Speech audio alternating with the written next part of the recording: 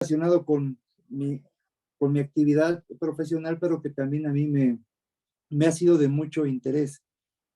De antemano quiero comentar que, bueno, el fin de esta plática, lo único que pretendo es compartir un poquito de lo que he podido experimentar en el desempeño profesional, sin el ánimo de establecer que sea una postura definitiva, una postura determinante. No, como todos podemos saber en este mundo jurídico, todos podemos aportar algo. Esa es la única finalidad, nada más que compartir.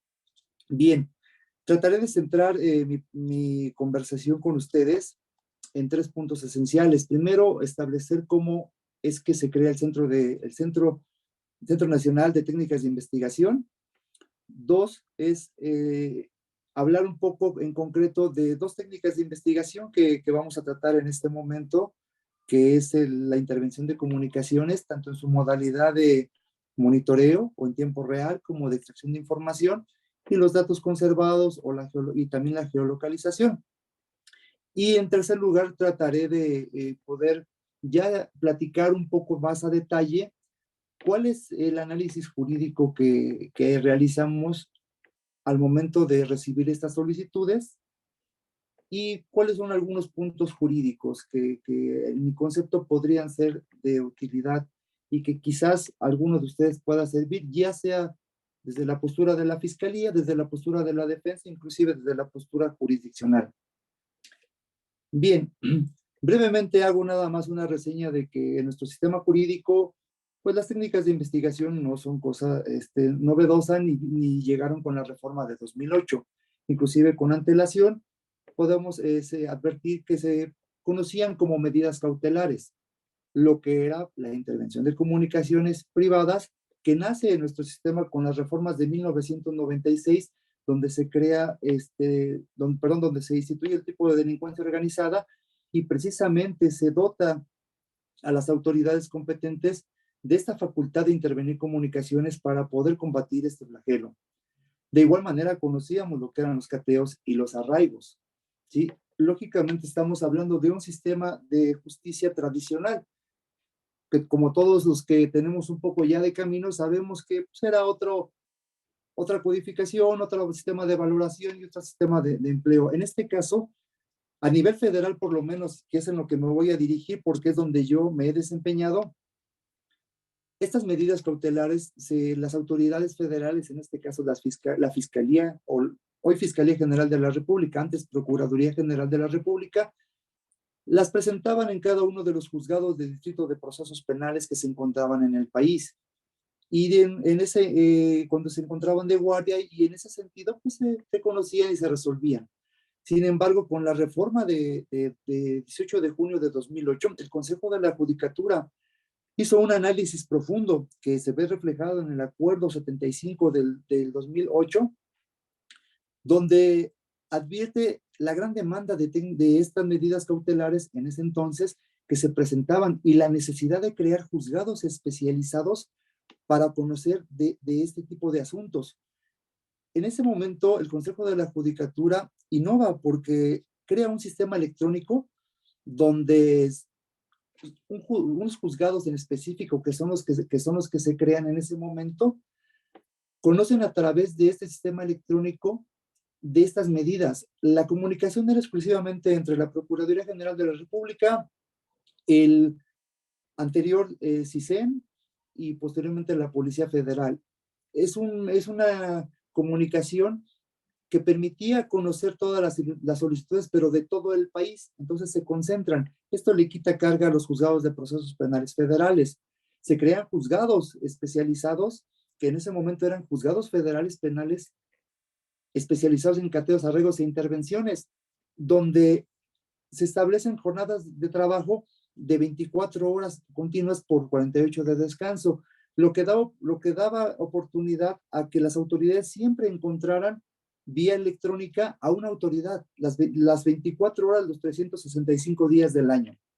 Bien, las competencias original, como lo comento, bueno, pues era cateo, arreglo, intervención de comunicaciones, y hablamos de en aquel entonces averiguación previa, que era lo que se conocía, porque aun cuando había existido la reforma al sistema penal acusatorio, en nuestro país bueno, hubo una vacatio de 8 años para poder establecerlo de manera completa.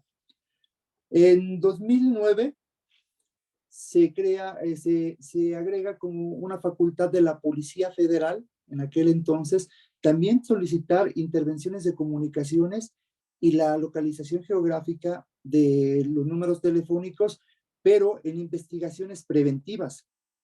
Esto es importante tomarlo en consideración, porque hablamos del sistema anterior. Sin embargo, hoy en día, la ley de la Guardia Nacional, en su artículo 100, prevé la misma facultad. Y en ese sentido, se pueden intervenir comunicaciones cuando se sospeche que se puedan cometer algunos de los delitos que establece el artículo 103 de la ley de la Guardia Nacional. Lo que lógicamente pues, nos hace ver que lo que en la Policía Federal se consideró que no podía ser procedente, bueno, hoy en la Guardia Nacional se sigue permitiendo y se sigue estableciendo. Sí, lógicamente hay un control judicial, pero hablamos que no es partiendo de una investigación ya, sino es previo a una investigación, cuando hay una sospecha. Pero bueno, después continúan los juzgados trabajando así y en 2016, cuando se entra en vigor a nivel nacional el sistema acusatorio, sistema penal acusatorio, entonces se crean los juzgados de medidas cautelares.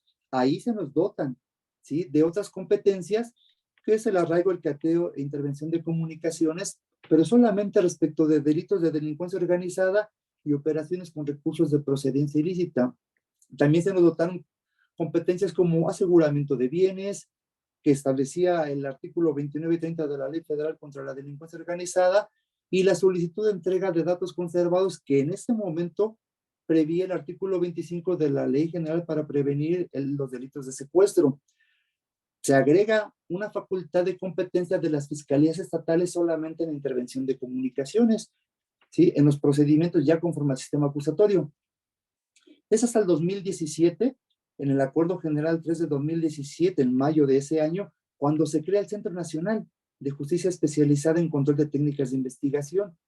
Originalmente son 6 juzgados de control, son 2 juzgados del sistema tradicional que siguen conociendo de asuntos que todavía había un rezago, y las competencias prácticamente siguen siendo las mismas: arraigo, cateos, intervenciones, solicitud de entrega de datos conservados y la localización geográfica en tiempo real, ¿sí? De igual manera, en 2018 también se crean esas facultades de las policías, de las fiscalías estatales en procedimientos, ¿sí?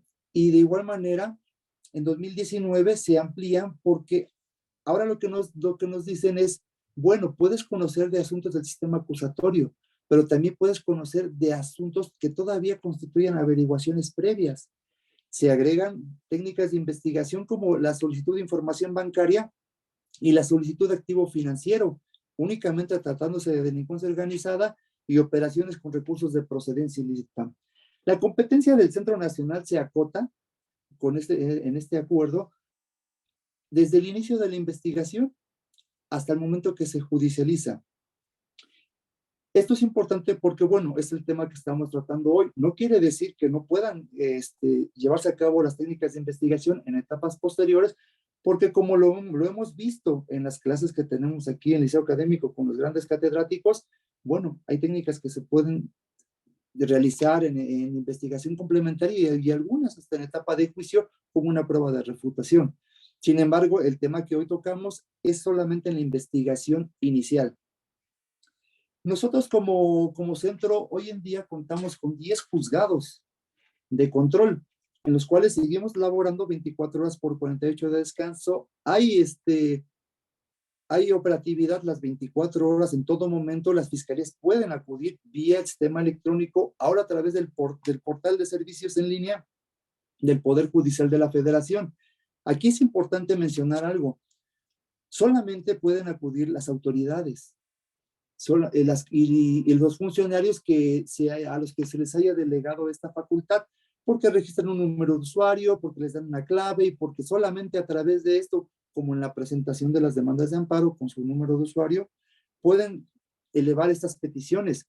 conocemos de igual manera vía electrónica, se asignan a los secretarios que estamos adscritos a cada juzgado de control. Normalmente tenemos un periodo en el juzgado de 6 horas para resolver cada una de las técnicas. Bueno, los secretarios contamos con un periodo de 3 horas para proponer el proyecto, los jueces revisan todo y, bueno, y las resoluciones se remiten otra vez vía electrónica en todo el país. Esto nos permite tener una labor, pues, sin que pueda cesar en ningún momento dado. Incluso en pandemia nunca paró el centro. También permite que las autoridades en delitos que sean de alto impacto o que ameriten urgencia puedan tener una respuesta pronta y puedan en un momento dado acceder a informaciones telefónicas, de correos electrónicos o intervenir comunicaciones.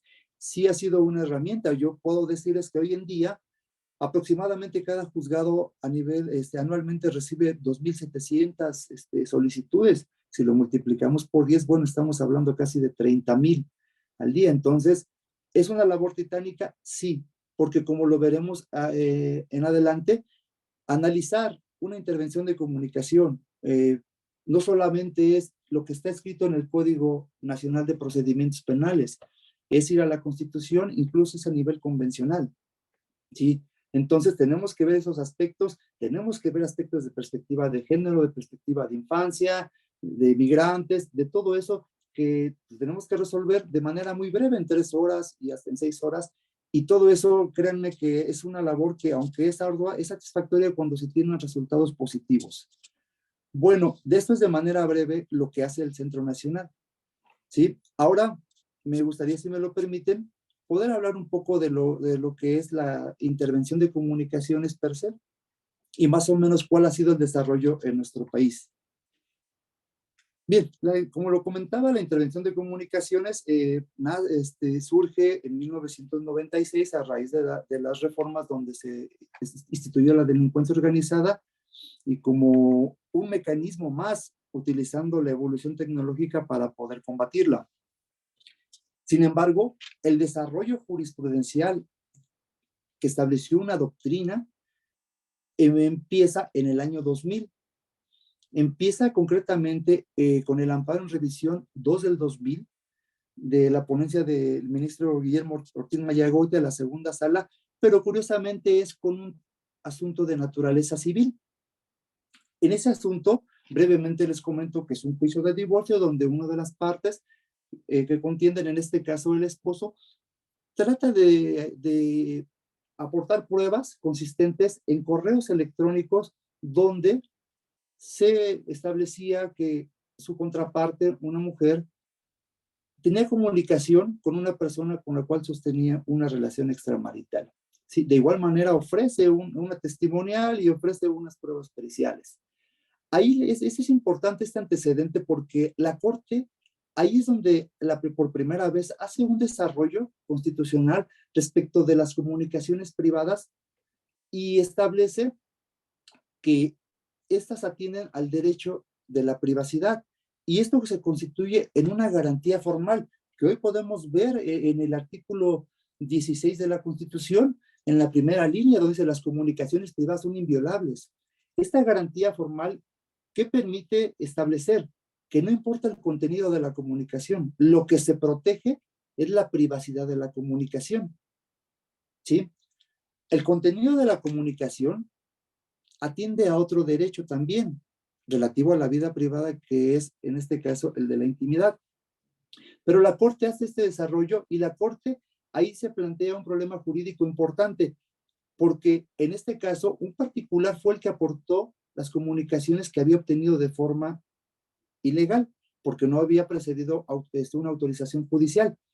Y la Corte se pregunta si solamente las autoridades pueden cometer alguna conducta que vaya en contra de la Constitución, o si también los particulares. Y en ese sentido, la Corte establece lo que hoy se conoce como un ilícito constitucional. Esto es importante saberlo porque este ilícito constitucional es precisamente lo que da pauta a que se desarrolle toda esta doctrina, porque dice la Corte, bueno, lo que pasa es que un ilícito constitucional se da cuando una autoridad o un particular no hacen lo que, infringen lo que la Constitución prohíbe, ¿sí? O no lo hacen. Y en ese sentido, el derecho a la vida privada tiene que prevalecer y tiene que ser de una gran importancia. Incluso la Corte en este asunto lo que hace mención es de que esas pruebas no pueden ser tomadas en consideración porque revisten el carácter de ilícitas y la Corte deja fuera eso. Posteriormente, hay otro amparo en revisión, 481, donde la Corte hace otro desarrollo importante. ¿Por qué? Porque es un asunto de naturaleza penal, en este caso, una persona que en este caso sujetaron a proceso en aquellos momentos, porque cometió un delito de amenazas a través de una llamada que realizó a otra persona, en este caso a la víctima, pero la víctima en ese momento que recibe la llamada está con otras personas y lo que hace es poner en altavoz la comunicación y así se enteran de esa amenaza. En aquel momento el quejoso en revisión alegó de que se había invadido la privacidad de su comunicación. Y la Corte ahí en este desarrollo también señala y dice, bueno, sí, efectivamente, la inviolabilidad de las comunicaciones habla de garantiza la privacidad o la vida privada. Sin embargo, esta vida privada solamente es oponible ante terceros. Pero ¿qué pasa cuando uno de los que intervienen en la comunicación es quien levanta el secreto? Y ahí es donde se indica que cuando esto sucede, no podemos hablar de que hay una intervención de comunicación, porque uno de los dos es el que está levantando el secreto. Incluso menciona, el juez debe analizar que esta información que se está conociendo tenga relación con un delito. Y esto lo podemos ver reflejado en la Constitución, en el artículo 16. Entonces, la Corte va desarrollando doctrinalmente todo este sistema respecto de las comunicaciones privadas. Pero un asunto importante, si me lo permiten comentar, es el amparo directo en revisión 1621 del 2010, curiosamente, también derivado de un asunto de naturaleza civil, donde de igual manera es un divorcio, donde ahí uno de los contendientes, en concreto el cónyuge, lo que hace es tratar de aportar pruebas al juicio respecto de correos electrónicos. Pero él dice, bueno, estos correos electrónicos yo los obtuve porque mi cónyuge accesó a este correo electrónico desde mi equipo de cómputo y porque ella me había proporcionado tanto su usuario como su contraseña. Esta persona lo que hace incluso es llevar un notario para que dé fe de cómo hace todo el proceso de que ingresa en el aparato de cómputo, cómo ingresan en el correo electrónico con el password, cómo están los correos electrónicos y saca la información y la trata de intrometer ahí. Ahí la Corte hace un análisis importante y dice, bueno, ya se ha establecido lo que es un ilícito constitucional. Sin embargo, aquí hay que entender algo. La protección no solamente es respecto de la comunicación per se, sino también respecto de los datos que identifican el proceso de comunicación. En este caso se le llama datos de tráfico, ¿sí? Y ahí como es el nombre de la persona, en este caso del correo electrónico, la duración de las comunicaciones, la IP y todo aquello que le permite identificar la comunicación. Esto es importante porque ahí también da origen a lo que hoy conocemos como datos conservados y que es una técnica de investigación. Porque la Corte dice, no solamente esta información es la que corre en el transcurso del tiempo de manera continua, sino la que se va quedando almacenada y la que permite. Y entonces la Corte ahí hace mención y dice, esto tampoco puede ser vulnerado, puede ser soslayado y tiene que constituir una prueba ilícita. Como podemos ver, la Corte va haciendo todo este andamiaje jurídico que hoy lo podemos ver reflejado en los artículos del Código Nacional de Procedimientos Penales en la propia Constitución, porque después se presentan otras problemáticas, otras resoluciones. Cuando a unas personas relacionadas con algún delito les aseguran equipos telefónicos y porque están relacionadas con un delito en aquellos momentos, consideran el Ministerio Público que no tiene necesidad de pedir autorización judicial y se meten a los equipos telefónicos y empiezan a sacar la información para desarrollar la investigación. La Corte de igual manera dice, no puede ser posible eso, porque las comunicaciones privadas se deben de extender el derecho de protección al almacenamiento de la información en los dispositivos electrónicos. Y va haciendo este desarrollo donde dice, bueno, es que no solamente es la comunicación vía telefónica que se conocía tradicionalmente, porque incluso menciona, pasamos del correo de hace mucho tiempo a la estafeta, a las comunicaciones electrónicas, a los correos electrónicos, a los teléfonos inteligentes, incluso a las redes sociales.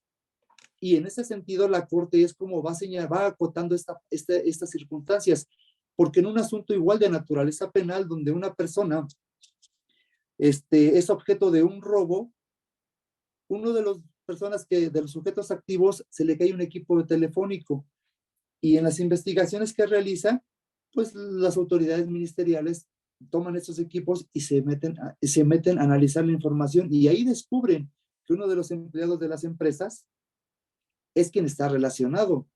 En ese sentido, también la Corte hace una protección en jurisprudencia y dice, no, permítanme, el hecho de que no se conozca quién es el propietario no quiere decir que no se deba de proteger la comunicación. Incluso también dice, o cuando sea un objeto abandonado. Y de igual manera va desarrollando sus criterios jurisprudenciales, que yo aquí los tengo listados, si gustan se los puedo compartir después a través del maestro Camacho, pero es importante todo esto, ¿por qué? Porque la Suprema Corte hoy en día tiene una doctrina robusta, que a nosotros nos va a dar pauta como operadores jurídicos desde el lugar que trabajemos, para poder en un momento dado establecer cuando tengamos un problema a resolver, qué tipo de comunicación es la que está protegida, qué tipo de información, en qué objeto que se almacene puede estar protegida, en qué tiempo puede estar protegida. Incluso el alto tribunal en algunas de estas resoluciones hace mención y dice, bueno, es que la protección no solamente es para que no se viole la privacidad, sino para que ésta no se difunda. Hace mención también y dice, cuando una persona por accidente, por un error, intervenga en una comunicación, no va a tener una consecuencia siempre y cuando no la difunda. Porque si la difunde, entonces, aunque el derecho fundamental que se puede transgredir no es el de la privacidad de las comunicaciones, es el de la intimidad. Y en este sentido, también existe una protección. Incluso en el artículo 211 bis del Código Penal Federal se establece ese tipo penal. Quien en un momento dado dé a conocer, utilice las comunicaciones, pues puede ser sancionado con 6 a 12 años de prisión. Esto podría pensarse que no sucedería, sin embargo, lo acabamos de ver hace unas semanas, si no es que un mes, en la vida política, donde hay una persona que establece la comunicación, difunde las comunicaciones de otros actores políticos. Y en ese momento, yo creo que si la funcionaria considera que no puede tener responsabilidad porque no se podría probar que ella fue la que intervino en la comunicación, pues yo creo que es un poquito equivocado su parecer. Porque sí, claro, por la intervención no podría ser, pero por la divulgación de la información sí. Entonces, es importante analizar todo esto. Ahora bien, con la evolución de las tecnologías, con la implementación de la Ley Federal de Telecomunicaciones y Radiodifusión, se estableció precisamente la obligación de las empresas de telefonía de conservar la información, ¿sí? Y esto es lo que se conocen como datos conservados. ¿Qué son los datos conservados? Es toda aquella información que permite conocer el proceso de comunicación. Incluso el artículo 190 de la citada ley, en su fracción segunda, establece todo un listado de lo que son los datos conservados, ¿sí? Establece pues, nombre, domicilio, en un momento dado el plan tarifario, en este caso la línea telefónica, o en un momento dado el número de email, los mensajes que se hayan enviado, todo este tipo de la Ley Federal de Telecomunicaciones y Radiodifusión, ¿sí? Y toda esta información forma parte del proceso de comunicación, está protegido por el derecho a la privacidad.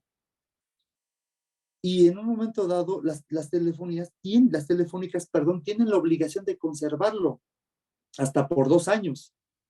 ¿Sí? ¿Para qué? Para que en un momento dado se puedan aportar a las autoridades en caso de que se requieran por la investigación de algún delito.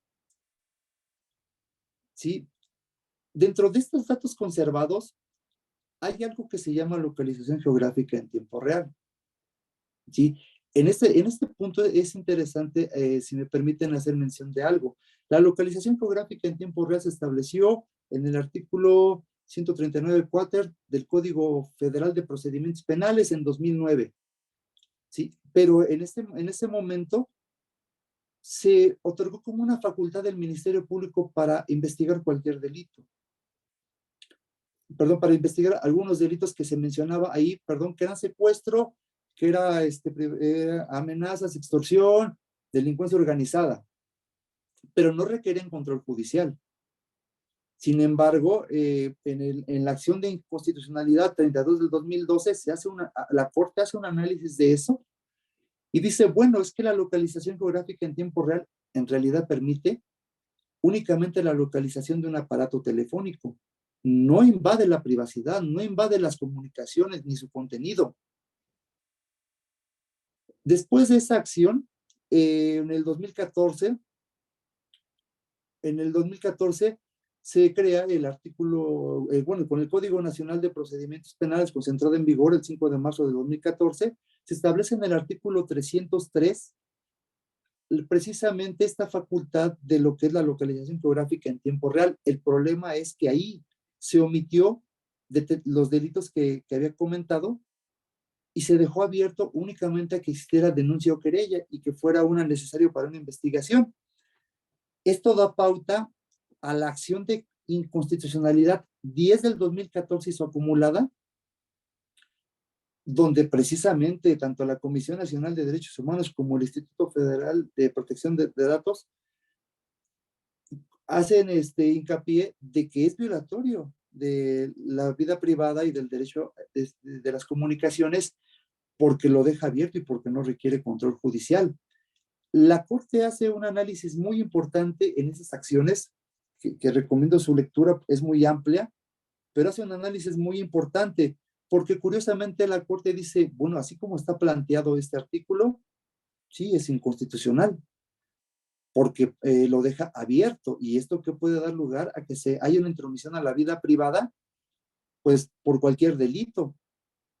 Curiosamente, el artículo 139 cuater del anterior Código Federal sí estaba bien acotando las hipótesis, pero bueno, no está en vigor, fue abrogada la ley, y la Corte concluye, sin embargo, conforme este artículo 303 del Código Nacional de Procedimientos Penales fue reformado el 17 de junio de 2016, y ahí se establecen todas estas hipótesis, entonces no hay necesidad de hacer un pronunciamiento posterior.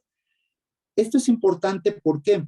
Porque este artículo 303 nos establece dos formas de conocer la información conservada de una línea telefónica. Primero, como datos conservados, que como les comentaba, es el registro que se va generando de las comunicaciones. Y en segundo lugar, y en casos excepcionales, cuando esté en peligro la vida de una persona, se trata de delitos de privación de la libertad o de algún otro delito de alta peligrosidad, sí permite que la autoridad ministerial pida de forma directa esa información, pero pone un candado, porque lo obliga a que dentro de las 48 horas tiene que acudir a control judicial para que se pueda en un momento validar esa información.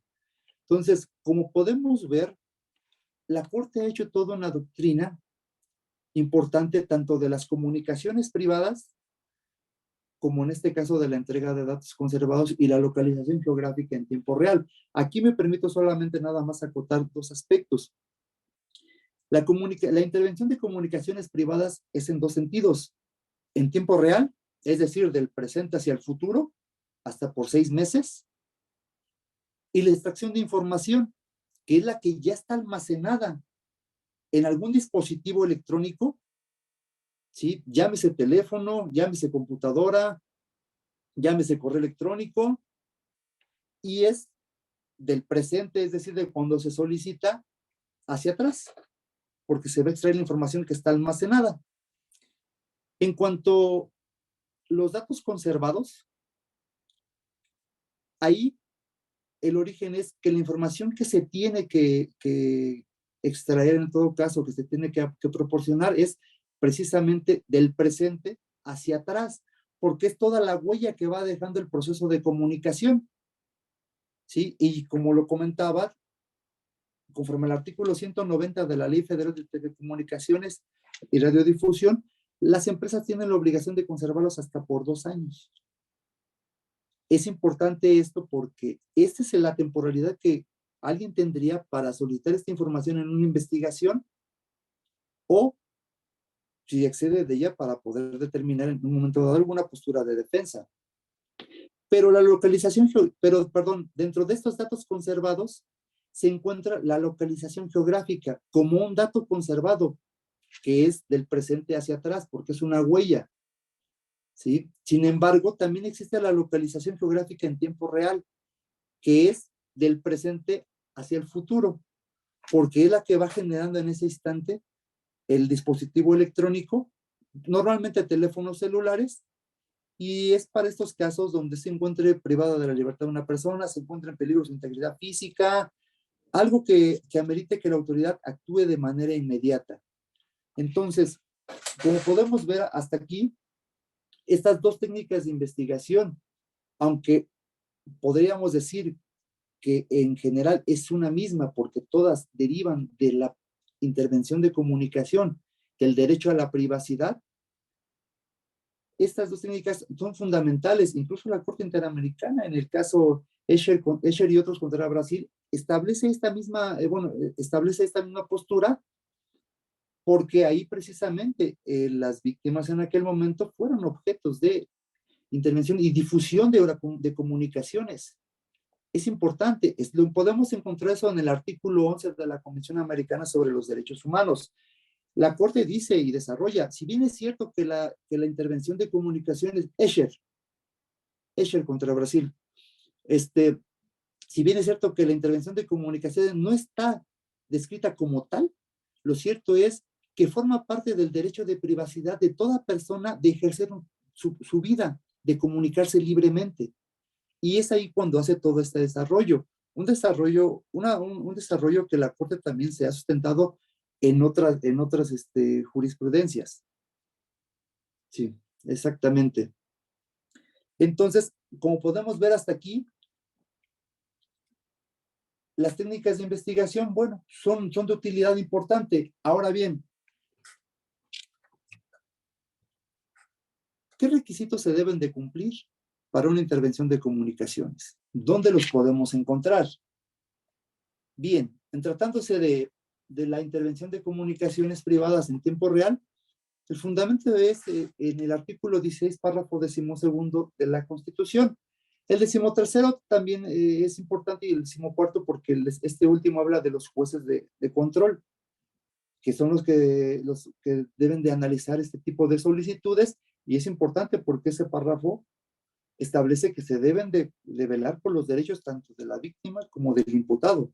Entonces, al analizar una intervención de comunicaciones, los órganos jurisdiccionales, sin lugar a duda, tienen que atender a un test de constitucionalidad. ¿Por qué? Porque tienen que hacer una ponderación. ¿Me explico?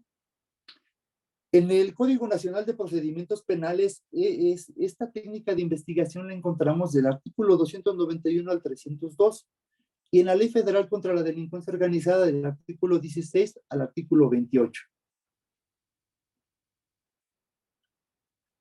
En estos mismos dispositivos, propiamente en el artículo 291, en su párrafo cuarto, podemos encontrar lo que es la extracción de información, ¿sí? Digo, si tienen a la mano el Código Nacional, podrán ver que ahí establece todo lo que es el proceso de comunicación, todo lo que forma parte de esa protección, ¿sí?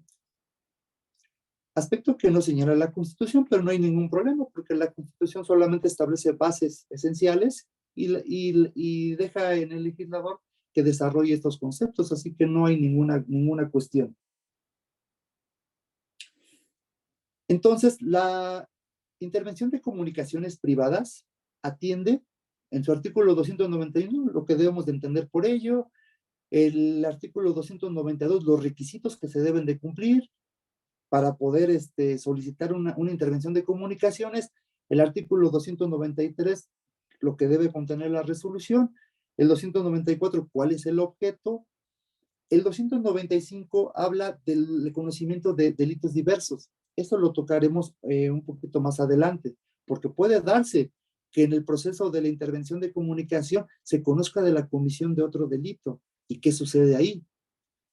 ¿Sí? También el artículo 296 nos habla de la facultad de ampliar la intervención a otros sujetos, como podría ser el caso de que dijeran, bueno, vamos a intervenir la línea telefónica de Ernesto, pero resulta que en el proceso de intervención se dan cuenta que Ernesto también usa otra línea telefónica. Me están investigando por el mismo hecho, ¿sí? Soy la misma persona, pero puede extenderse y pueden acudir con el juez de control que autorizó esa técnica y decirle, oye juez, yo lo que quiero es que se amplíe la técnica contra el mismo Ernesto, pero nada más que es una diversa línea. O puede ser inclusive otro sujeto que esté inmerso en el mismo hecho ilícito. Entonces, eso lo faculta el artículo 296. El artículo 297 del Código Nacional nos establece la necesidad de que se registre esta información. Esto es sumamente importante. ¿Por qué? Porque como lo ha desarrollado la Corte y como lo conocemos todos, una intervención que no se realice con los requisitos legales, pues puede ser objeto de una ilicitud probatoria. Y lo pueden utilizar, por supuesto, y lo pueden combatir, por supuesto. Entonces, las autoridades tienen que tener un registro fehaciente de cómo se desarrolla el proceso. La conclusión, evidentemente, hay un proceso de conclusión donde tiene que la autoridad informar todo lo que realizó y también el artículo 300 de la norma en cita establece la obligación de destruir la información que no se haya recabado conforme a los requisitos legales. ¿Sí? En este sentido, podemos ahora sí platicar un poquito más a fondo de cuáles son, conforme a la normatividad constitucional y en este caso del Código Nacional de Procedimientos Penales, que son muy parecidos a los de la Ley Federal contra la Delincuencia Organizada. Por eso no me abarco a las tres normas, pero que se deben de solicitar para, en un momento dado, autorizar una intervención de comunicación. Bien, uno de los primeros requisitos es que lo solicite el titular de la Procuraduría o el servidor público a quien se delegue la facultad por cualquier medio. Esto lo encontramos desde la norma constitucional, desde el artículo 16. Entonces, conforme a la pregunta que había aparecido aquí en el chat, solamente el titular de la Procuraduría o el servidor público en el que se delegue la facultad, pero quiero hacer una aclaración aquí. A nivel estatal, solamente el titular de la Procuraduría puede venir, ¿sí? Solamente. A nivel federal, bueno, la Ley Federal contra la Delincuencia sí permite que sea otra autoridad que se pueda delegar, pero normalmente viene solamente en los titulares de las fiscalías. Los particulares no pueden acudir a solicitar una técnica de investigación como tal. Tiene que ser a través del Ministerio Público. Eso es algo que, bueno, está en la Constitución. Creo que no ha habido mucho debate al respecto y quizá pueda ser un punto de discusión en el mundo jurídico, ¿no? Porque pueda considerarse que rompe con un equilibrio, ¿no? Y hasta desde la igualdad de la ley como una igualdad procesal, ¿no? Una igualdad de armas. Pero bueno, eso podría ser materia de otro tema, ¿sí? Ahora, es importante este punto de quién solicita la técnica. Y aquí ya vamos a entrar un poquito más a detalle en materia de por qué. Porque como la norma constitucional y el Código Nacional establece quién puede venir, al momento de hacer una solicitud de una técnica de investigación de intervención de comunicaciones en la modalidad de monitoreo en tiempo real o extracción de información, se tiene que analizar quién viene, porque hay ocasiones que pueden acudir Pues un subprocurador, un director de algún área, un coordinador, y si no está facultado, la técnica no se va a autorizar. ¿Me explico? Y si no está facultado y alguien la autoriza, pues como abogado uno puede analizar ese aspecto, ¿no? Y poder en un momento dado decir, bueno, el artículo 16, de manera general, como todo acto de molestia, establece que sea fundado y motivado y que sea emitido por autoridad competente, ¿no? Y en este caso, sí, claro, el juez tiene que asumir su competencia también, pero tiene que revisar que tenga capacidad jurídica quien viene por ello. Entonces, es un aspecto que aunque pareciera sencillo, como un primer requisito, sí considero yo que es importante. Y este mismo requisito también ocurre con los datos conservados, como lo veremos adelante, ¿sí? Entonces, en las técnicas de intervención de comunicaciones, tenemos que analizar en primer lugar quién viene. Y esa persona que viene tiene que contar con su firma electrónica, porque eso también es importante. La Corte en diversas jurisprudencias ha desarrollado qué sucede en este caso con las demandas de amparo cuando no se presentan con la firma electrónica. ¿Sí? Situación similar ocurre aquí. ¿Qué sucede cuando un pedimento viene sin firma electrónica? Pues no se le puede dar un trámite nada más. Así de sencillo, ¿no? ¿O qué sucede como cuando yo creo que los que trabajan en la fiscalía o algunos compañeros litigantes pueden advertir que sí, que hay solicitudes, hay oficios, hay peticiones que dicen en ausencia, en ausencia o por suplencia de tal persona y citan muchos artículos y firma alguien más. No, permíteme, eso no puede ser. Incluso en la Ley Federal contra la Delincuencia Organizada, en el artículo 8, establece la facultad exclusiva de las unidades que han cambiado con la reforma a la fiscalía, ¿no? Pero que son las únicas que pueden acudir. Anteriormente de esta reforma de la fiscalía solamente podían tener injerencia en algunos actos los titulares de las unidades, ¿no? Entonces, es importante tener en cuenta esta parte, ¿no? Ahora, que existe una investigación por parte del Ministerio Público. Como lo comentaba anteriormente, en el sistema anterior, la Policía Federal tenía la posibilidad de solicitar una intervención de comunicación en una investigación preventiva. Ahora, la Guardia Nacional tiene esa facultad, ¿sí? Yo no he visto ninguna, debo de ser honesto, nunca me ha llegado ninguna, entonces no podría hacer un pronunciamiento de un caso en concreto, ¿sí? Pero en este caso, se tiene que establecer una investigación para poder en un momento dado considerar que sí puede proceder la técnica. No podemos decir pues que quiere investigar, no procede, tiene que estar establecido plenamente que hay una investigación en curso. Se tiene que expresar el objeto y la necesidad de la intervención, ¿sí? Esto es importante porque esto tiene que ver con el test de proporcionalidad o el test de constitucionalidad que en realidad se hace analizar cada técnica de investigación. Recordemos que este test, ¿qué se analiza? Que tenga un fin constitucionalmente válido, que sea idóneo, necesario y que sea proporcionalmente estricto, que sea viable. Es importante esto. ¿Por qué? Porque si yo quiero intervenir la comunicación privada para un delito que está en curso, un delito de secuestro, sin duda alguna, el objeto y la necesidad se van a justificar porque va a ser una medida que está prevista con un fin constitucional válido, combatir los delitos, está prevista en Constitución, ¿sí? Que va a ser idónea porque va a ser el medio para poder conocer las comunicaciones que realicen las personas que estén relacionadas, que va a ser necesaria, sí, porque no hay otra menos gravosa que pueda acceder a este fin. Y que es proporcional, sí, porque el derecho que cede a la vida privada, pues es viable conforme a la protección que se quiere, la sociedad y la víctima en específico. Sí, pero ¿qué sucede si a mí, por ejemplo, me dicen, yo es que yo quiero intervenir en la comunicación por un delito de un fraude? Bueno, aquí es una cuestión a ponderar, porque tendremos que analizar. También no podemos olvidar que como abogados, pues conocemos teoría del delito, ¿sí? Y hay que ver en el momento en que se consuma cada uno de los delitos, ¿sí? O que dijeran, quiero intervenir las comunicaciones privadas por unas lesiones. Bueno, ¿y qué relación podría haber en este caso y qué utilidad para poder intervenir en una comunicación? Las lesiones, pues, es un delito de consumación instantánea. ¿Qué fin me va a poder aportar, no? Y esto nos puede permitir a nosotros, pues, negar una técnica de investigación así. De igual manera, hasta otros requisitos que esté fundada y motivada, bueno, conocemos, ¿no? En el sistema acusatorio, si bien ya no es un sistema trazado, ya no tienen que transcribir todas las pruebas, ya no tienen que hacer lo que se hacía anteriormente, sí tienen que hacer un desarrollo argumentativo, donde puedan ellos justificar con datos de prueba por qué es procedente autorizar la medida.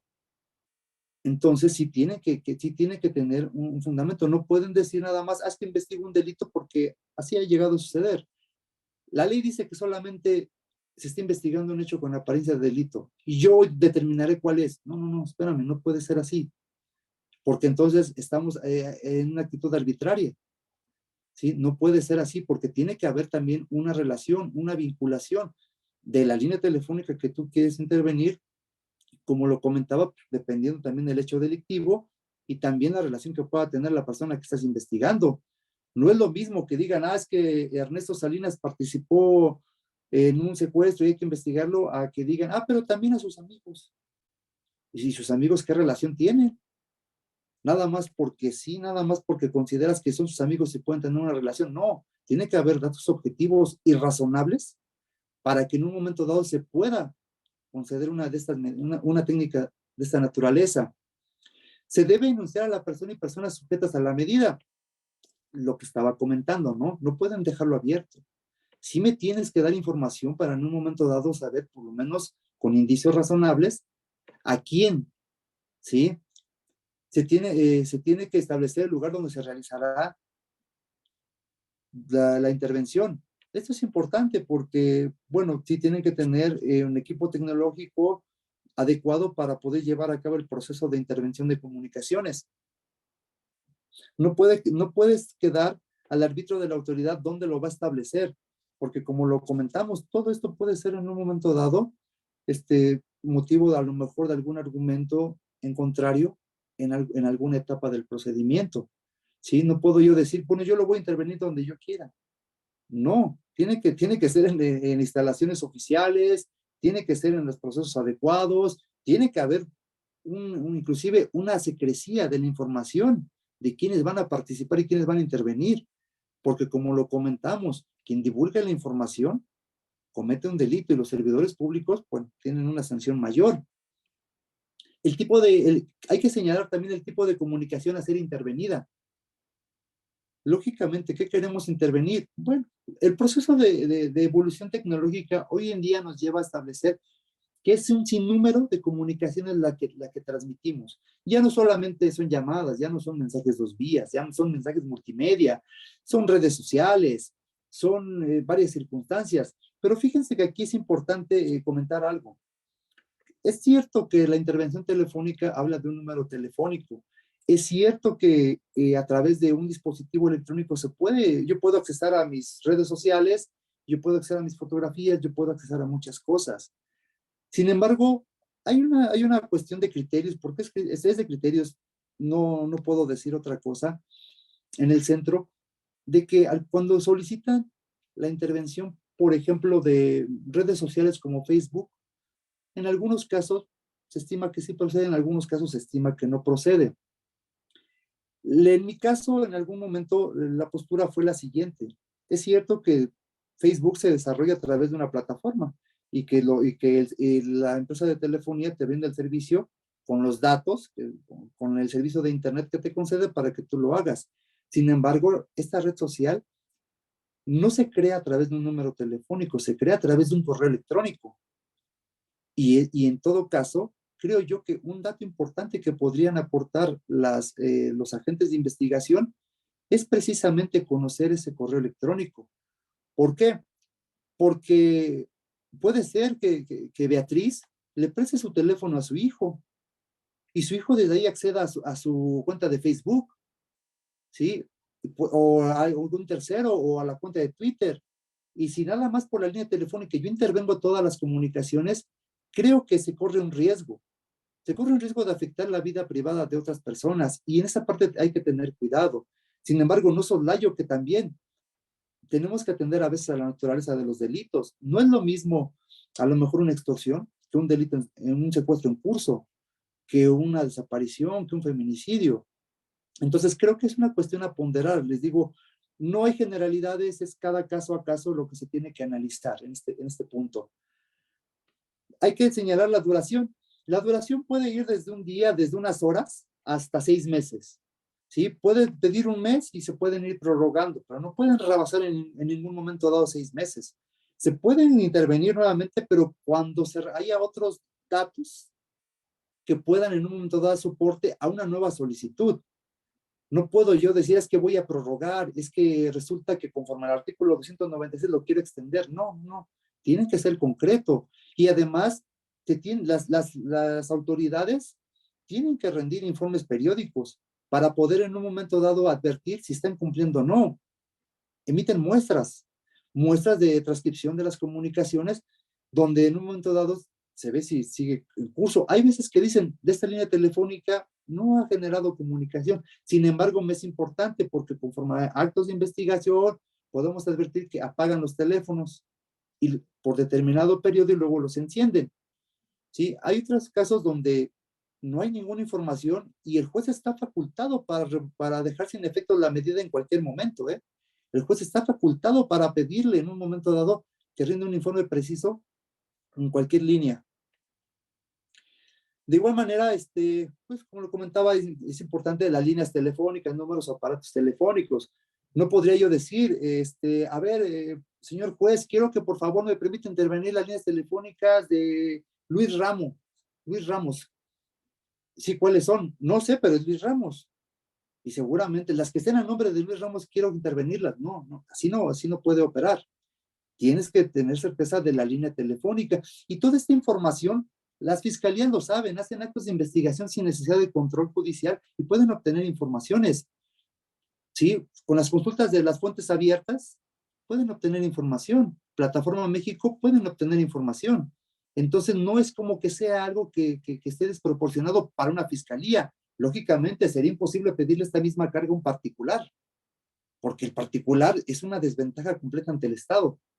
Entonces, las fiscalías sí tienen esta obligación de cumplirlo.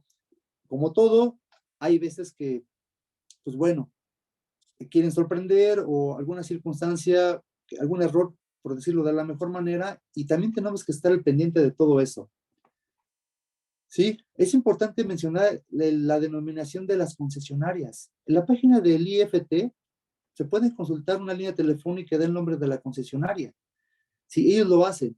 Entonces, en este sentido, es cuando en un momento dado podemos conocer qué empresa es y como lo sabemos todos, puede migrar a la línea telefónica, y la fiscalía puede decir, oye, este juez, resulta que pues, yo había pedido que era de Radio Móvil DIPSA, pero pues dicen que ellos no pueden llevar a cabo el proceso de intervención porque ya no está con ellos, está con AT&T. Y bueno, se pueden hacer los ajustes. Estos requisitos son muy similares para la extracción de información, ¿sí? Aquí solamente un punto importante. La extracción de información, nosotros analizamos regularmente que cuente con cadena de custodia, ¿sí? Ya los profesores de gran conocimiento y gran prestigio aquí han hecho un pronunciamiento profundo respecto de la cadena de custodia, que no es propiamente un medio de prueba, ¿no? Ni mucho menos, es un registro. Pero es importante, ¿por qué lo comentamos? Porque muchas veces los aparatos de los que se pretende obtener información, pues están relacionados con la comisión de delitos que se han cometido en esos momentos, ¿sí? Y que consideramos que tiene que haber una importancia. No es lo mismo que digan, es que hace 2 días ocurrió un hecho, por ejemplo, un homicidio, y encontramos unos aparatos telefónicos en el auto de la víctima, a que vengan y digan, hace 2 años hubo un homicidio y los aparatos me los entregó un hermano. No sé si me explico. Tenemos que ponderar también esos aspectos. No quiere decir que no se pueda en un momento dado analizar esa información, pero hay que ponderarla. ¿Sí? A veces los detienen, está corriendo el término constitucional de 48 horas y piden la extracción de información porque quieren conocer. Y entonces nosotros tenemos que también ver si existe una cadena de custodia. En otras ocasiones también hay donde dicen, bueno, es que yo estaba investigando determinado delito, hay unos aparatos electrónicos, pero resulta que tengo una investigación similar o contra de la misma persona por otro hecho y quiero la información, quiero extraer la información para llevármela para allá. No, espérame, eso no se puede manejar así. O sea, tienes tú, en un momento dado, si el proceso de comunicación, si el resultado te aporta información para la otra investigación, tú tendrás que saber cómo trasladarlo, pero no puedes venirme a hablar de la carpeta de investigación B para incorporar una información obtenida en la carpeta de investigación A. No sé si me explico. Y esto es importante. ¿Por qué? Porque de verdad, a veces se aseguran equipos, claro que no hay duda, pero hay veces aparecen equipos que no sabe uno ni de dónde salieron, ¿no? Y entonces nosotros, como lo dice el párrafo 14 del artículo 16, tenemos que en un momento dado como órgano jurisdiccional, pues ponderar por los derechos de la víctima y también del imputado, ¿no? En concreto, estos son los dos aspectos de las técnicas de investigación de intervención de comunicaciones en cuanto a en tiempo real y en cuanto a la extracción de información. Ahora, por ejemplo, de lo que es la entrega de datos conservados brevemente y la geolocalización, bueno, eso lo encontramos de igual manera, es una derivación del artículo 16 constitucional, pero en el artículo 303 del Código Nacional de Procedimientos Penales. Ahí van a encontrar en los primeros párrafos lo que es la entrega de datos conservados y en el párrafo sexto lo que es la excepción. ¿Para qué? Para que la autoridad ministerial lo pida directamente y después venga la rectificación. Entonces podemos ver que hay un control judicial anterior y uno posterior.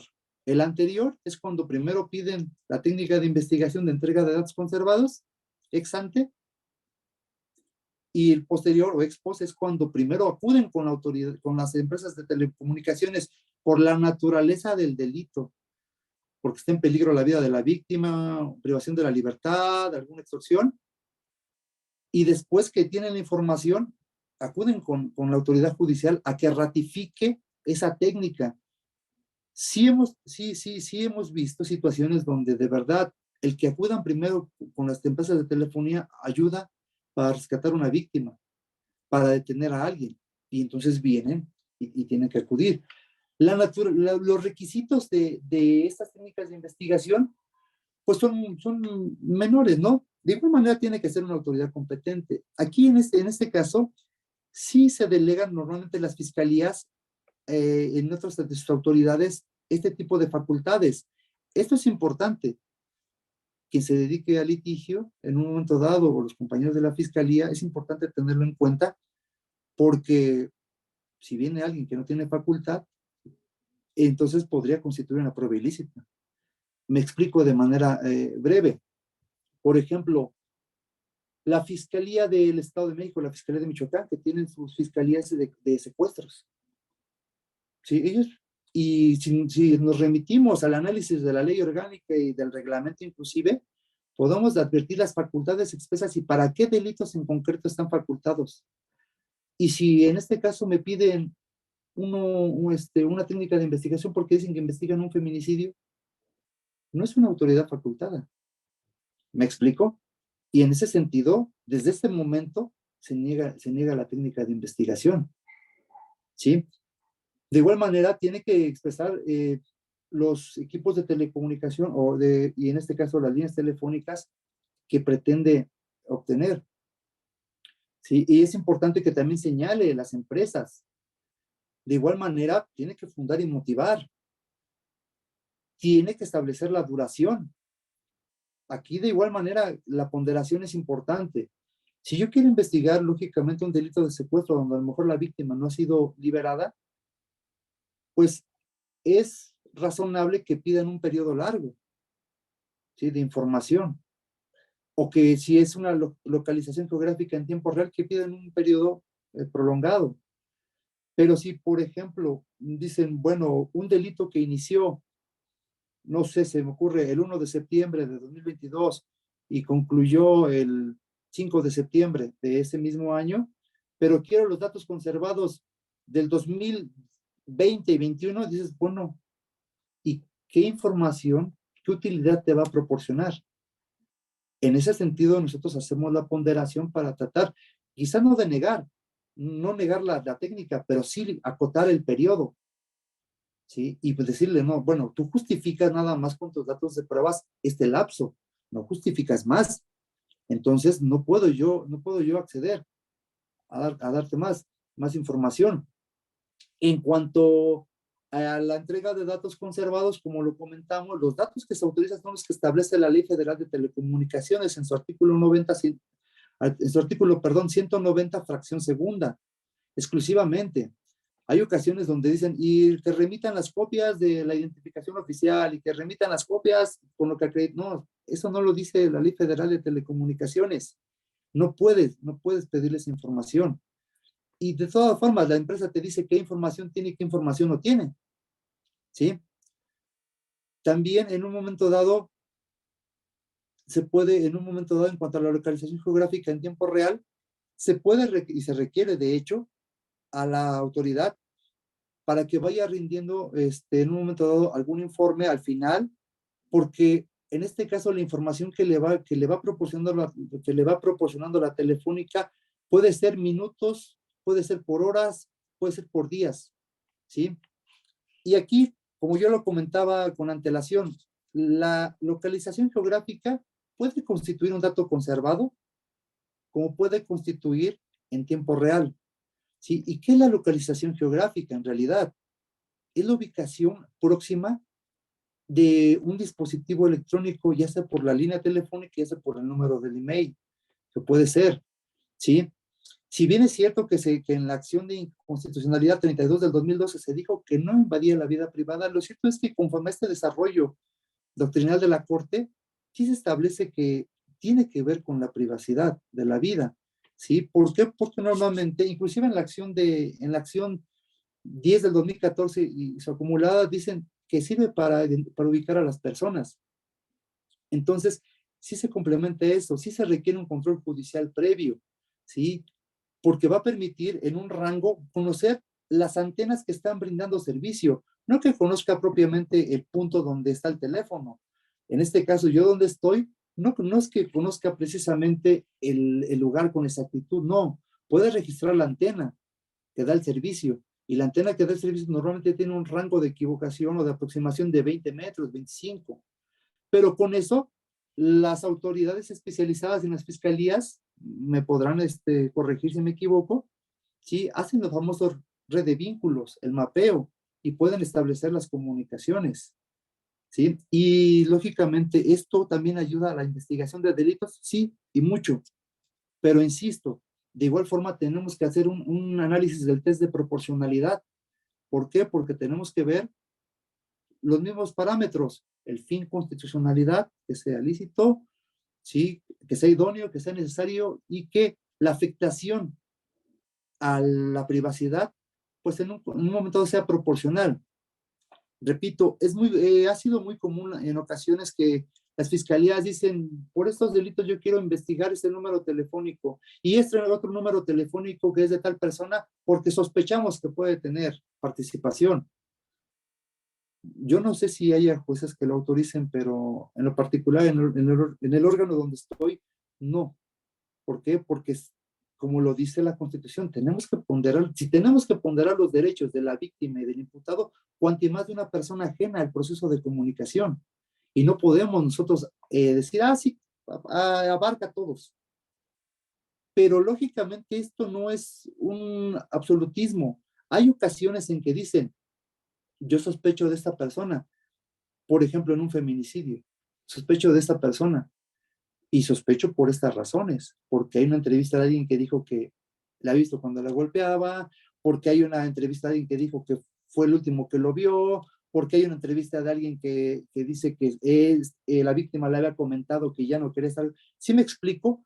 Datos de prueba que puedan en un momento dado aportar indicios que digan, bueno, aunque no hay algo en concreto que pueda advertir que tuviste participación, sí hay elementos que a lo mejor sí pueden sostener fundadamente esta posibilidad y se pueden autorizar. Repito, de igual manera, la temporalidad puede ser desde un día hasta 2 años.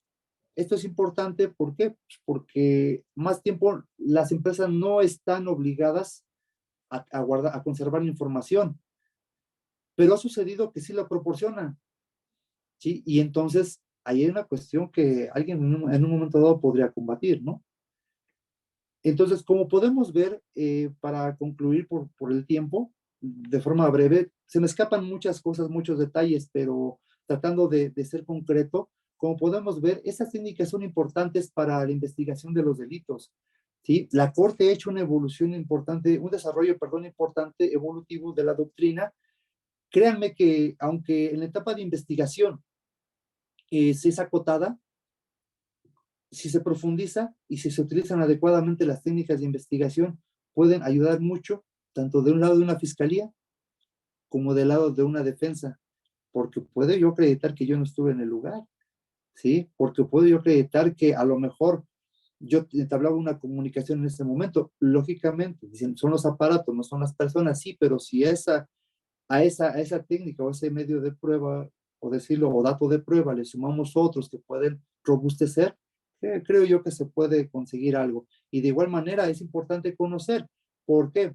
Porque toda aquella intervención de comunicación en tiempo real, extracción, toda aquella obtención de datos conservados, ¿sí?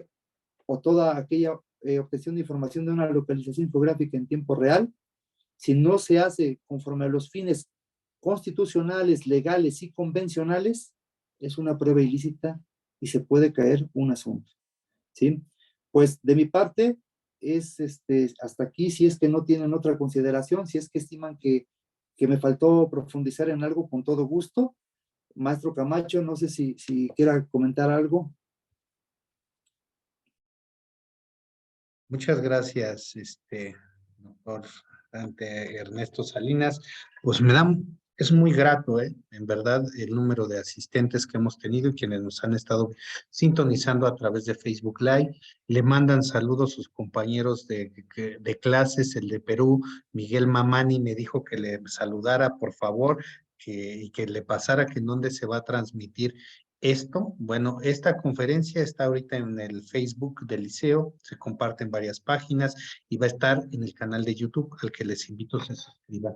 Bueno, pues vamos ahora sí a pasar a las preguntas y respuestas, subiendo la mano virtual para que pueda, el doctor pueda dar respuesta a cada una de las incógnitas que tiene. Miren, vamos a hacer una cosa. Vamos a ceder el uso de la voz primero a la primera dama que tenemos aquí, que es la maestra Beatriz Sierra. Sé que brinco a las dos personas, pero por educación a la dama vamos a cederle la voz. Adelante, maestra Sierra. Buenas noches. Gracias, doctor. Gracias. Doctor Ernesto, magistral, extraordinaria exposición. Sabe, es admirable la humildad que tiene usted. Ojalá no sea la única vez. Eso se lo pido yo creo que en nombre de todos. Apenas si me dio tiempo de tomar nota de la cantidad de información que nos da. ¿Se le escapa algo? No se le escapó absolutamente nada. Creo que a nosotros nos faltó el tiempo para poder escucharlo más. Qué delicia de exposición y qué nivel de humildad. Muchas felicidades. Quisiera hacerle una pregunta, si me lo permite, doctor. Los datos conservados, en los datos conservados se guarda la geolocalización. No se escucha. Permítanos, es que Sí. apagó el maestro, el doctor, que no nos apague su, ¿cómo se llama? Su micrófono. Micrófono. Para que todo el tiempo, adelante, doctor, listo. Gracias, perdón. Sí se guarda la geolocalización, si no mal recuerdo es el inciso H, GOH de la fracción segunda del artículo 190 de la Ley Federal de Telecomunicaciones y Radiodifusión, que habla de la localización geográfica o geolocalización. Sí se conserva, como le comentaba, como es el proceso de comunicación, lo que yo hice ahorita ya es parte del pasado y ahí está registrado la geolocalización, desde donde lo hice. Pero también hay otra posibilidad, si hay un delito en curso, conocerlo en tiempo real. Entonces, de las dos formas se puede obtener la geolocalización, como un dato conservado o como una técnica en tiempo real. Muy bien. Una pregunta más. Para los equipos que son obsoletos, aquellos equipos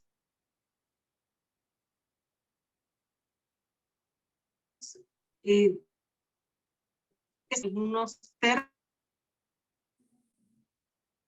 términos que son tan específicos, tan especializados, pero estoy tratando de decir, perdón. Se está yendo su señal, maestra. Si quiere, apague su cámara y a ver si se puede, se escucha. Ok, la apago. ¿Ya? ¿Sí? ¿Le escuchamos? ¿Ya? ¿Mejor? Bueno. Sí, mejor.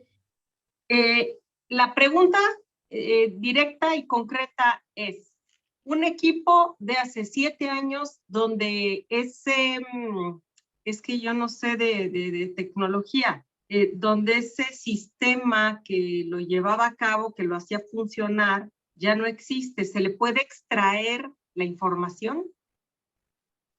Bueno, es una cuestión de ingeniería en la cual no me considero experimentado, pero yo creo que todo equipo se puede obtener información. Hay veces, digo, depende del daño que pueda tener el equipo, ¿no? Hay equipo que se dañe y que ya no puede extraer nada. Eso los ingenieros en informática alguna vez nos han explicado y no se puede rescatar completamente nada. Hay ocasiones que sí se puede rescatar algo de alguna tarjeta, de algo, pero la verdad, yo creo que sería alguien de ingeniería informática que a lo mejor le podría dar una mejor respuesta. Bueno, mejor respuesta de lo que me acaba de decir, ¿no? Si usted en se verdad, refiere, perdón, maestra, si se refiere a que si se podría autorizar, entonces tendría que ver la relación que tuviera con un hecho con apariencia de delito, en un momento dado, la mismicidad que cubre la cadena de custodia y podría ser en un momento dado, ¿no? A lo mejor se me ocurre una desaparición forzada, algo así. Tendría que ser un delito de alto impacto, ¿no? ¿Estamos Podría hablando ser, más o menos de eso? Sí. podría ser en un momento dado, digo, pero tecnológicamente un ingeniero le podría decir mejor que yo. Jurídicamente tendríamos que analizarlo punto a punto. Muy bien, cómo se expone y cómo se pide y para qué se pide, ¿verdad? Que es justamente lo que estaba usted exponiendo. Doctor, sí. Estoy muy agradecida, le reitero, ojalá no sea la única vez que nos comparta. Es aplastante su currículum y así como su humildad. No, las personas como ustedes llegan muy rápido y ojalá no se vaya de aquí, nunca. Es un extraordinario compañero, es un extraordinario alumno y espero. Muchas gracias. En relación a la el maestro aquí, usted que se haya hecho el tiempo de estar con nosotros. Muchísimas gracias por darme el uso de la palabra. Es todo. Buenas noches. Gracias. En relación a lo que preguntaba la maestra Beatriz Sierra de en equipos antiguos el poder extraer información, bueno, yo tengo conocimiento y después invitaremos a personas que estuvieron en la CIEDO, donde efectivamente se puede extraer cualquier clase de información de los dispositivos aún siendo anteriores, pero ya invitaremos a alguien en específico, eso se los digo porque lo conozco, lo sé de primera mano, lo sé por gente que estuvo en la entonces CIEDO, pero es posible, ya estaremos invitando para que se dilucide ese punto.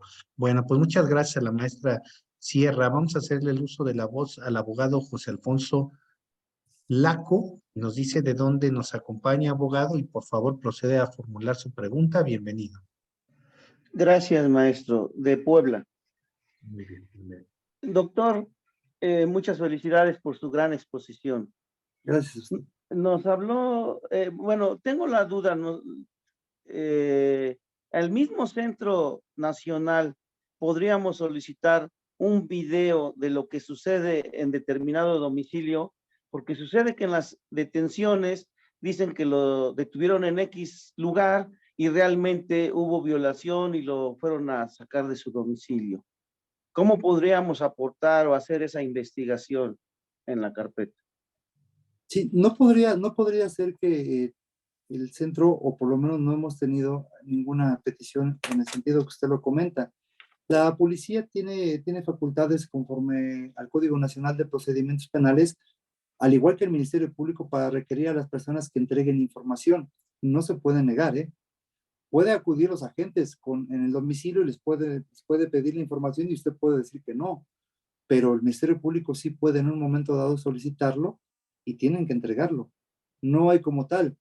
La inviolabilidad del domicilio de las cámaras, en este caso, no constituye propiamente un proceso de comunicación entre dos personas o más que garantice precisamente este derecho a la privacidad. Recordemos que es un circuito interno que tenemos en casa y que pues cada quien lo instala, ¿no? Conforme a sus gustos, inclusive y posibilidades, pero que además el proceso de comunicación también depende de la capacidad del DVR en este caso, que guarda la información, y hay información que se destruye o que se recicla cada 8 días, cada 15 días. Sin embargo, creo yo que como tal no requeriría la autorización judicial. ¿Se puede realizar la policía? Sí, lo puede realizar el Ministerio Público, sí, como un acto de investigación, sin que requiera control judicial. Muy agradecido, doctor, muy A amable. usted. Muchas gracias, abogado José Alfonso. Gracias, maestro. Un gusto. Vamos a cederle el uso de la voz al abogado Saulo Cuevas Hernández, que nos acompaña desde Acapulco. Adelante, mi estimado abogado Saulo. Buenas noches, compañeros, e incluso licenciado Ernesto. Ya hemos compartido aula y por ahí una que nos dio clase al maestro Gerardo Malagón. Me sirvió mucho esa amparo en revisión por señalamiento y gracias.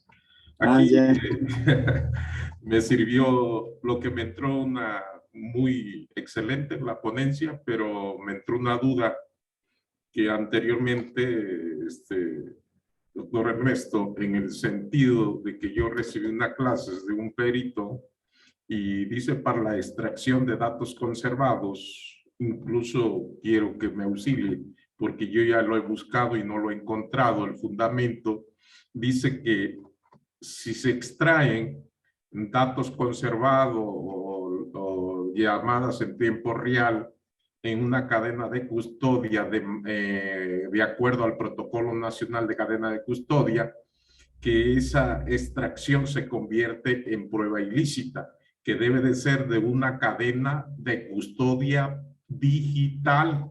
Pero el fundamento, la verdad que no lo he encontrado, me he puesto a buscarlo. Entonces, y es mi duda, ¿no? Para que auxiliar de esa manera, que cuando se extraigan datos conservados o geolocalización, debe de ser una cadena de custodia digital y no la tradicional que conocemos. Sí, y le he buscado, le digo, y no le he podido encontrar el fundamento de la cadena de custodia digital. Gracias. Sí, de nada. Bueno, como lo comentamos, para la entrega de datos conservados, nosotros, bueno, cuando llega la petición, se hace la determinación, se resuelve, se regresa vía electrónica a la fiscalía que lo solicitó la determinación junto con los oficios para que ellos a su vez los hagan llegar a la telefónica y sea la empresa telefónica quien le mande a ellos la información en un momento dado y ellos la incorporen en la carpeta de investigación. ¿Sí? Como sabemos nosotros, como sabemos todos, hay un punto donde la fiscalía ya no puede reservar información. Artículo 218, 219, si no mal recuerdo, del Código Nacional, ya no pueden reservar la información y la defensa tendrá que tener acceso. Sin embargo, trato de entender lo que usted comenta de que si obtienen de alguna información conservada, quizás de algún registro electrónico que pudieran ayudarlo. Bueno, para esto, fíjese, esta tesis, busque esta tesis, es de colegiado, pero es muy ilustrativa. Es con el registro digital 2013-524. Es del segundo tribunal colegiado en materia penal. al que formé parte, afortunadamente, años anteriores, pero esta tesis tiene este rubro: prueba electrónica o digital en el proceso penal. Las evidencias provenientes de una comunicación privada llevada a cabo en una red social vía mensajería sincrónica, chat, para que tengan eficacia probatoria, deben satisfacer como estándar mínimo haber sido obtenidas lícitamente y que su recolección conste en una cadena de custodia.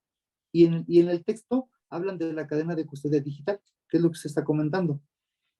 Entonces, quizás, digo, si la tesis como tal no le proporciona a lo mejor mucha información, si usted lo necesita, me dice, somos compañeros de aula, y yo trato de obtener la resolución del colegiado y se la hago llegar. Ok, ¿Sí? gracias, gracias. A usted. Muchas gracias, abogado Sablo. ¿Alguien más? A ver, está aquí el abogado Arturo. Abogado Arturo, le activo su micrófono. ¿Desde dónde nos acompaña? Buenas noches. Si nos hace favor y elaborar su pregunta. Gracias. Gracias, buenas noches a todos. Primero que todo, felicidades al doctor por su extraordinaria ponencia. Hace rato nos comentaba de que tiene que ser el representante de la Fiscalía el que solicite este tipo de información de datos reservados, pero también hablaba de que los particulares en un momento dado también pudieran solicitarlo. Ahorita que estamos hablando de técnicas, sí nos gustaría, bueno, si se pudiera, saber cuál es la técnica correcta para, como particular, solicitar esta información. Es la misma técnica, perdón, es la misma técnica, solicitud de entrega de datos conservados. Lógicamente, el abogado, porque sí lo hemos tenido, que han sido abogados que lo han pedido, les repito, ¿no? Yo entiendo que a lo mejor las posibilidades no son las mismas, el equilibrio a lo mejor no se percibe igual, pero el particular en sí puede solicitar la técnica de investigación de entrega de datos conservados al Ministerio Público. Para eso se pueden guiar en los mismos requisitos que establece el artículo 303 y desarrollarlos. ¿Sí me explico? Sí. ¿A quién se lo va a solicitar? Bueno, si por ejemplo hablamos de una etapa de investigación inicial y se trata de un delito a lo mejor de feminicidio o de homicidio o de secuestros, pues hay que tratar de buscar en la normatividad si el titular de esa área, de esa fiscalía, de esa dirección, tiene facultades para poder pedir estas técnicas de investigación. Normalmente hay, ¿eh? Eso es importante que no lo echen en saco roto, porque normalmente en todas las fiscalías tienen delegadas estas funciones a determinados servidores públicos. Y entonces ustedes como defensor tendrían que hacer la petición directa a esa fiscalía. No les podrían decir que no, porque si ustedes dicen, sí, pero en su reglamento, en su ley orgánica, en un acuerdo delegatorio, dice que ustedes son los facultados, pues no me puede decir que no tienen la facultad. ¿Me explico? Y si a lo mejor hacen la petición cumpliendo con los demás requisitos del 303, yo creo que podían tener una alta probabilidad de prosperar y la fiscalía tendría que hacerlo, porque la fiscalía no es que sea una contraparte, es la que está encargada de investigar un hecho, ¿no? Una neutralidad que se supone tenía que tener. No sé si contesté su pregunta. Sí, muchísimas gracias, doctor. Más o menos era la idea que me quería llevar para, digo, que sí se puede como defensa particular solicitar esos actos de investigación. Muchísimas gracias, doctor. Gracias. Buenas Incluso noches. yo soy honesto y pongo un ejemplo. Como prueba de refutación hasta en etapa de juicio yo podría solicitarlo. ¿Sí me explico? Como el doctor ampliamente el doctor Malagón aquí siempre nos ha dado unas cátedras increíbles de la etapa de juicio. A mí se me ocurre que hasta una prueba de refutación puedo yo a lo mejor pedir una técnica así. ¿Sí me explico? Sí se puede. Sí, muchísimas gracias, doctor. Buenas noches. Buenas noches. Muchas gracias, abogado Arturo. A ver, vamos a hacerle el uso de la voz al abogado Daniel Romo, mi compañero y amigo que está desde Aguascalientes. Adelante, mi estimado Daniel. No se escucha, no te escuchas, Daniel. No. ¿Y si me... A ver, ahí ya, Daniel. Sí, yo la pregunta que tengo es de técnica de investigación, pero no sé si cambia el tema, si no me lo dicen. En una otorgada también por el órgano especializado en la que se faculta, particularmente para la ejecución, tendiente a, digamos, si me meto como un cateo, pero perdón, donde la autoridad especializada dice solamente lo puede ejecutar esta persona y autoriza diversos, pero solamente una facultad para ejecutar es la única que puede ejecutarlo, ¿no? O sea, si se ejecuta por un diverso, eso nos lleva a una nulidad. A ver, me pregunta qué tal está.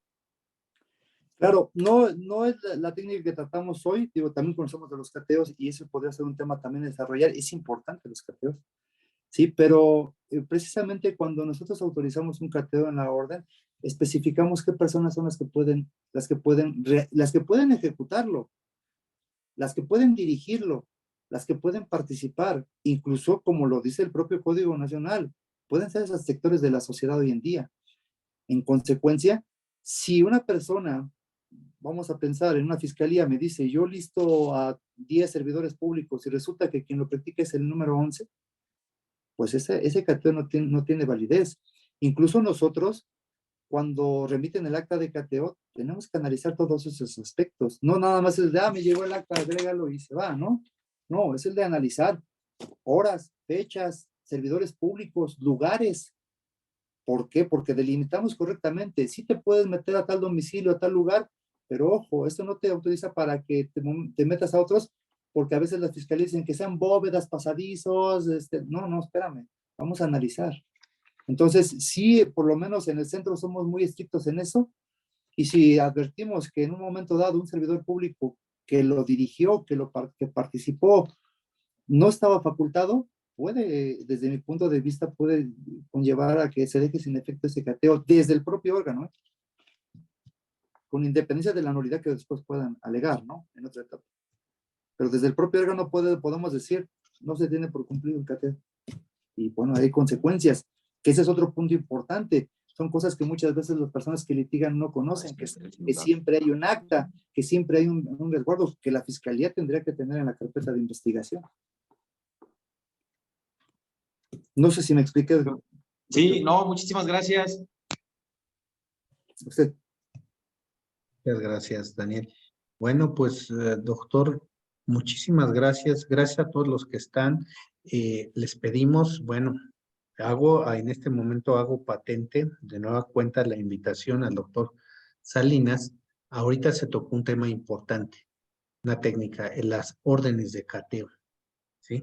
Entonces, me pondré con él de acuerdo para ver si nos vuelve a impartir clases sobre estas técnicas de investigación, diversas técnicas de investigación, porque no solamente son estas dos, hay una serie de técnicas diferentes en el proceso penal acusatorio que el maestro, el doctor Ernesto, pues nos puede hacer favor de irnos ilustrando.